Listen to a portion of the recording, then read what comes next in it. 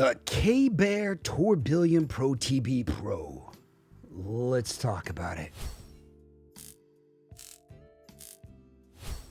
Now, first off, I'm going to be really honest with you guys. I'm not sure if it's KBEAR, KBEAR, or KBEAR. I like KBEAR the best, so we're going to go with that.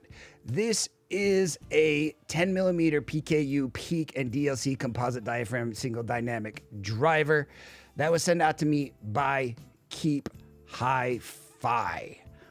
This is a $102 IM, and it's actually pretty quite nice. I'm excited to talk to you guys about this KBEAR Tourbillon. Let's start by looking at the build quality of this IEM.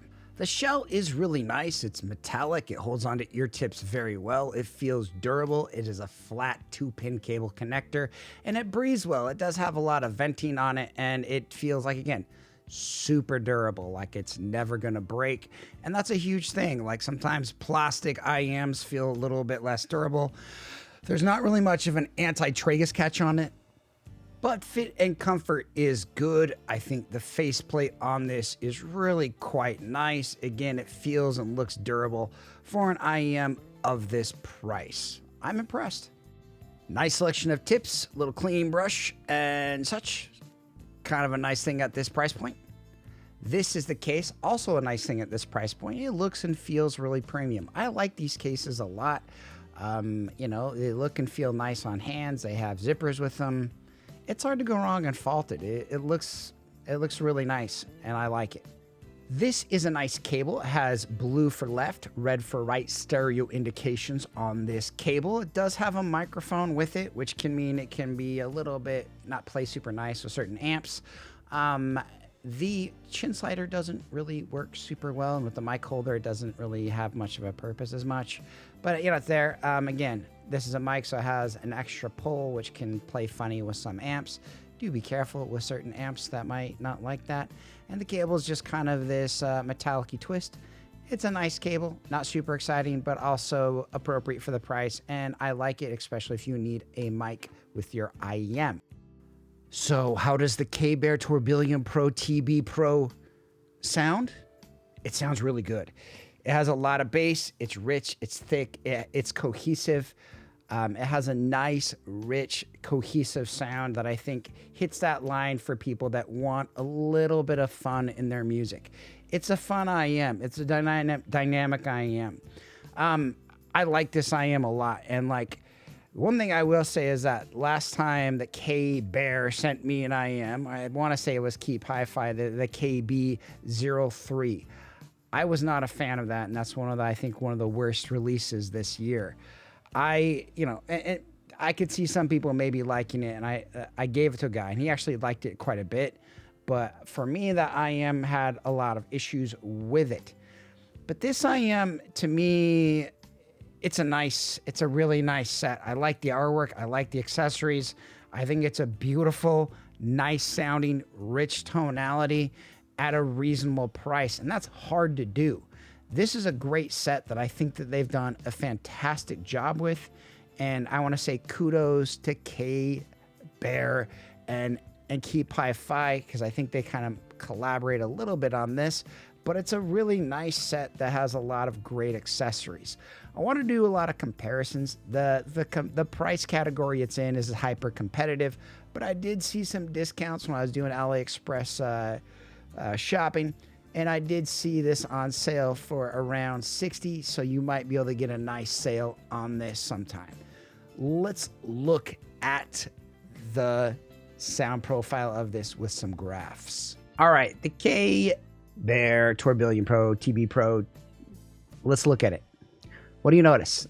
Warm set. Has a little bit of a warm tonality, but it's not bad. It's a fun amount of warmth, but it's not going to be a neutral head set. For that, you might want something like the TruthEar Pure, which, you know, that set's been kind of growing on me. But you'll notice it just has a little bit more sub bass, and this bass starts to rise a little bit more, and it's a nice set overall with a little bit more upper mids, so it's a little bit more V-shaped, but it's a really similar graph even to something like the TruthEar Pure. It's a nice sounding, fun, dynamic set that doesn't feel too clinical. It's enjoyable. It's It's just nice. Like I've been impressed with it. Other sets, this kind of reminds me of a little bit of the Tin Hi-Fi T5S, which I really like that set. But this has a little bit more of this lower mid-range warmth. It's kind of its mid-treble region is done a little bit better. And it's even upper air frequencies are done a lot better. It sounds like a really nice IEM. And sometimes with these dynamic drivers, we get to a point where like they're really doing a great job bringing hi-fi costs down and really bringing you guys something that's quite nice at a reasonable price. And this IEM does a great job at that. Its upper mid-range presence region is just really nice. They both kind of have that same kind of rounded upper mids, which I like. I just feel like it's less likely for me to get shouty. Like if you look at something like the Daybreak. And you look at the Daybreak, and the Daybreak, you'll notice has a little bit more of a peak, a little bit different approach to a few things, a little bit more air and detail. Now, the Daybreak is a nice set. It's an impressive set, especially at its price, but it can be a little bit shouty for some people. There's a few extra peaks in here that might bother people. It doesn't have as much warmth as I think it needs. I feel like this peak raises above the bass, but the Tourbillon Pro does a really good job at being cohesive and like having the warmth to justify some of the peaky upper air regions to make it still be fun. Look at some of their other IEMs. I wanted to show you some of these guys real quick. We talked about the KBEAR, and the KBEAR was a nice set. It had this huge spike in the middle that made it sound terrible. But it's supposed to be a bone conductor IEM, and sometimes bone conductor IEMs can measure and sound a little bit weird. I know it may not bother you though. I know some people that really liked it. I did not. The KB02, to my opinion, was a nicer set. Let's change that to yellow. Make it a different color so you guys can see it. But yeah, I also had kind of that nice tonality. But the Tourbillon Pro it does a really good job at being cohesive and clean and having nice treble and nice air and mids at this price. Just a fun, engaging set. And I think it's a little bit better than the KB02. And I like the KB02, and it had a bone conductor driver. My personal take on bone conductor drivers is that very rarely are they implemented well, and very, very rarely can you really hear them or feel them. And so that's kind of something to note. The only other set that I've reviewed or even checked out, a buddy of mine let me borrow his KB12 Cephas, and I did think it sounded pretty good, but it just wasn't that. It didn't really become review worthy. It was one of those sets that like I had during a busy period, and I just wanted to get it back to him. It was an okay set. To me, the Tourbillon Pro is my favorite KBEAR set that I've experienced. And it's not close. It's a really good, cohesive set, and I love it. The issue is there's a lot of contested sets. You get something like the Tipsy M1, which has a bamboo driver. I mean, the treble, you'll notice, like past 5K, looks really similar. The Tourbillon Pro has a little bit better mids, a little bit better of a bass shelf. The Tipsy M1 has a little bit more of a linear sub-bass focused, whereas the Tourbillon Pro has a little bit of this mid-bass focused kind of tonality. Both are really good. Both are around $100. Both are very pretty. What I'm trying to say is that this market is contested, but the Tourbillon Pro is a metal build. It is accessorized a little bit better, but it's hard to say, and there's slight differences in both of these. Another set that I wanted to point out, like the Pula Unicron, which is almost the same price. You'll notice a little bit more air here, a little bit more incisiveness, but it's basically like almost the same looking type set. So that's just something to note. Pula Unicron is not as good of a build quality, doesn't have a metal build quality. But it has nice accessories and nice packaging. It also has a swappable cable with different terminations. Like you can swap it from 4.4 to 3.5, which is a bonus, but it doesn't have a mic. I mean, it depends on the accessories. I guess what I'm trying to say is that a lot of these IEMs around this $100 point are extremely competitive. And I wouldn't say identical because there's slight differences, but it's something to note that this is kind of a popular tonality or popular driver that maybe other people are using. Not 100% sure if they're all using the same driver, but it certainly kind of looks like it just a little bit, or like they're maybe using certain variations of it because they do have a lot of similar trends and characteristics. What else? Another one, the Rock Lobster. Now, I think the Rock Lobster, after doing A/B tests, is a solid set, but it does lack a little bit in treble and is a little bit too incisive. There are a little bit too many peaks, but it does have a similar tonality of what the Tourbillon Pro. I would go with the Tourbillon Pro, but it's also like $40 more. But the Rock Lobster is kind of accessorized, kind of garbagey. It's not very good. It has a comfortable shell, but it is resin made. Just something to kind of note. Other IMs at this price, like the Let's Sure S08 is a really nice set. Its upper mids are kind of a little bit pulled back, but it has nice planar energy. And that's something to really consider if you're in this style market. Like the S08 is a really nice set as well. And another one to look at is the Jaytissofficial XZ Reviews Defiant. This kind of gets my bet because its bass is a little bit more toned, has a little bit more extenuated upper air and treble, but it's a really close thing. Like I saw the Jaytissofficial XZ Reviews Defiant for I think 70, which I think probably would get my vote. But again, it's not a metal shell. If you need a metal shell, the Tourbillon Pro provides a different opportunity. It also is a little bit more bassy, a little bit more fun, a little bit more bold and engaging. And like sometimes some people find themselves sensitive to this 10K region, which adds a lot of like, I don't know, it's almost like phoniness.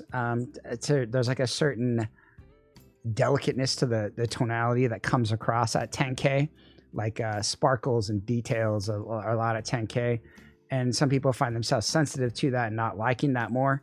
So it's a massive preference thing depending on what you want. And the Tourbillon Pro, like if we normalize this at a different spot, let's try 800, you'll notice how much more warmth and lower mid-range the Tourbillon Pro has, how much more upper presence region it has. So if you're looking for something a little bit more flat with a little bit more details, the Defiant will probably get my vote. But if you want something a little bit bouncier and a little bit more fun, Tourbillon Pro gets my vote. But it's close, and they're both good sets. KBEAR Tourbillon Pro, TB Pro. Let's rank it up. Solid bass, 8 for bass. Its mids are a little bit cooked. The lower mids are a little bit low, but it's all around nice. It's treble. It's well done. It's not very detailed. It's not very sparkly, but it's also not bad, and it's hyper enjoyable. Its soundstage is nice. It's wide. It's open. It's a good set. It's a well done set. It's a very appropriate to this price point set, and I like it a lot.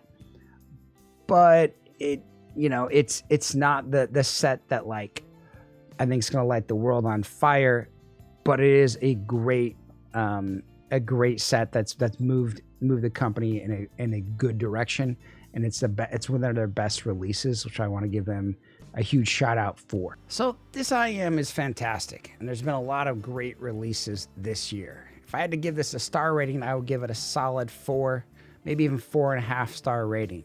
Sonically really fun, great accessory packages. There's kind of some AI art mixed in there, but there's a little card in there. Then it's just a nice overall accessory package that has great attention to detail. It feels and looks premium. It's a nice set. It's a gorgeous looking set, and it feels durable in hand, and it's comfortable IEM shell. I like it a lot. And for those that value build quality, this is going to be 5 stars. Those that value sound, there might be better options on sale, but this also might be on sale. The market, when you try to recommend a IEM with accounting for price, becomes kind of a daft thing, and sometimes I question myself even doing it at all. What I will say is that I like this product. It gets a recommendation. I think it's enjoyable. I think it's beautiful, and I think it's built well, and I think it's done at a insanely cheap cost, and I think that's also something to be admired. This is a great company. They're doing great things. I think, and I'm impressed with what they're doing. I want to say thanks to Keep High Five for sending this out. If you guys have any questions or concerns, let me know in the comments below. And I hope you have a great day. Bye-bye for now.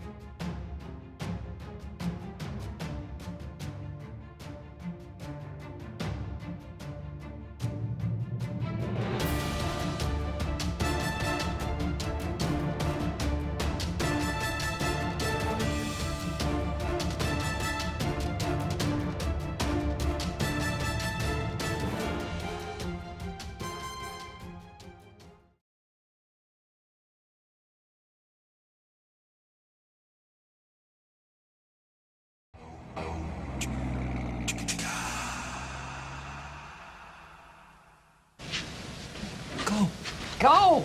Go! Go on with you!